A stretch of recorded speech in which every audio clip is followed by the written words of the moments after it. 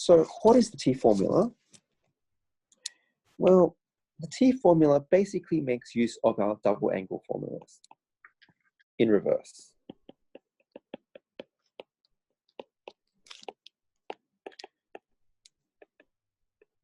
Basically, the T formula converts everything, any trig expression,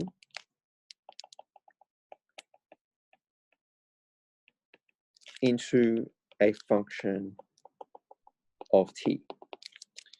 And t represents a tangent of some angle. And this angle is half the sort of angle in the expression.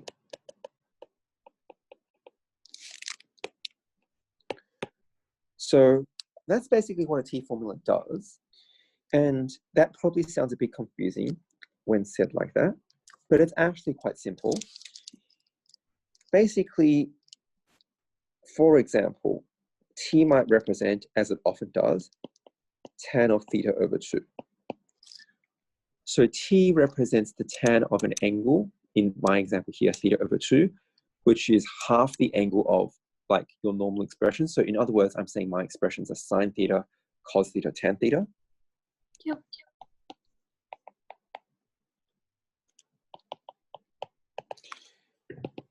And basically, you know, it will just tell you that it's 2t over 1 minus t squared, for example, for tan theta. Now for sine theta and cos theta,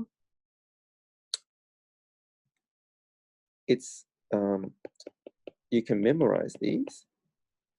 We will derive these in a moment.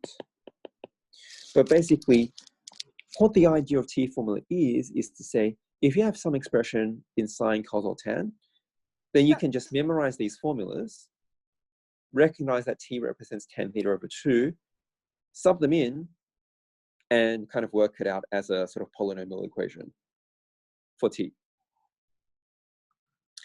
So fundamentally, using T formula changes a trig question into a polynomial equation.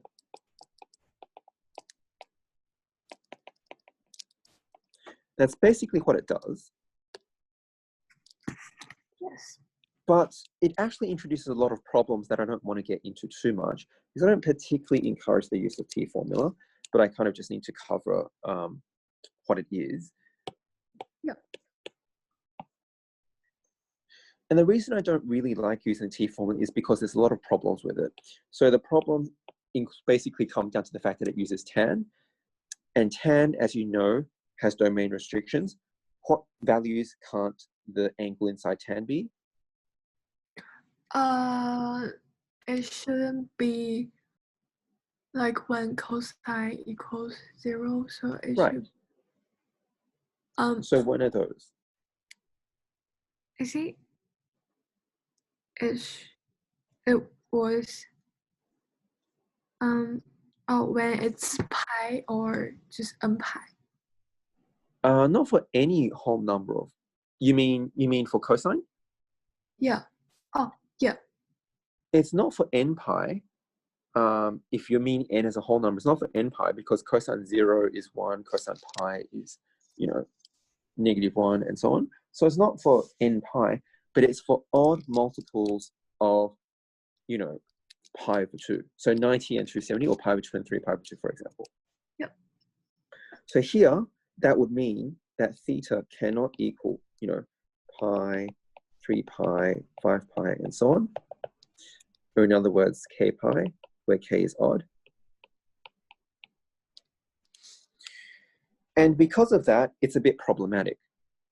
Having said that, if you're not so good with your trig sort of expressions and you're more comfortable with polynomial expressions, it might be a useful tool, but I would generally recommend that you basically get better at trig rather than rely on T formulas.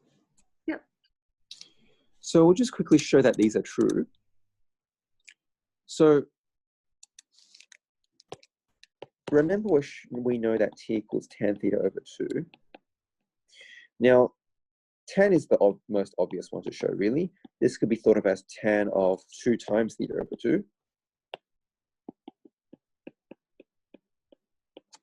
which is then, of course, 2 tan theta over 2 over 1 minus tan squared theta over 2. You can quite clearly see that's 2t over 1 minus t squared as required.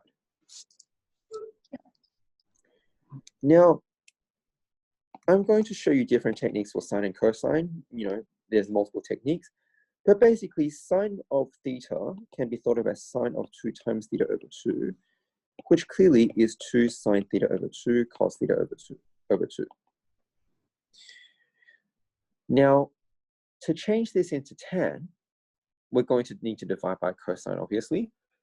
We will need to divide by cosine once to get rid of the cosine, and divide by a second cosine to change sine over cos to get the tan, right? Yeah. But I can't just divide by cosine without doing anything else. So what I could potentially do is think of this as a fraction, as over 1,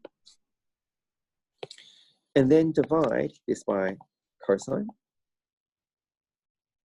square theta over 2.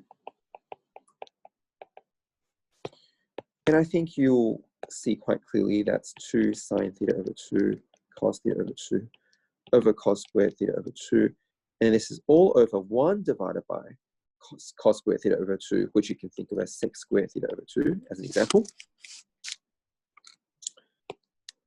Yeah. You can see this cancels with the square, simply leaving you with 2 tan theta over 2 in the numerator. And what's sec squared equal to? It should be 1 minus is that cosine? It's 1 plus tan squared, actually. Yeah. And now we've got everything in terms of tan theta over 2. That will be your answer. Yes. As required. Now, we went with the technique of, dividing, thinking of it as over 1 and then dividing to get sec squared here. I'm going to show you a very similar technique, but not exactly the same for the cosine. For cosine, we can think of it as cosine of 2 times theta over 2, which will then be, cos squared theta over 2 minus sine squared theta over 2. And you can quite clearly see that if I divide by cos squared, I would get, 1 minus tan squared, and that would work. And if we think of it as over 1, we'll get the same denominator. So because I've done it that way already, you can quite clearly see that. Yeah. But just to demonstrate, I'll show you a different way. Yep. We can think of it as over 1. And 1, you can think of as cos squared plus sine squared.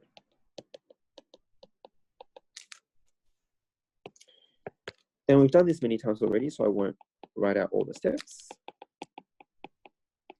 But you can probably see that if we divide by cos squared, this is going to become 1. This will become sine squared over cos squared, which is tan squared. This will become 1. And sine squared over cos squared will become tan squared, giving you 1 minus t squared over 1 plus t squared. Yes. And that is how we derive all of the t formula equations that we had written on the previous page over here. Yeah. Great.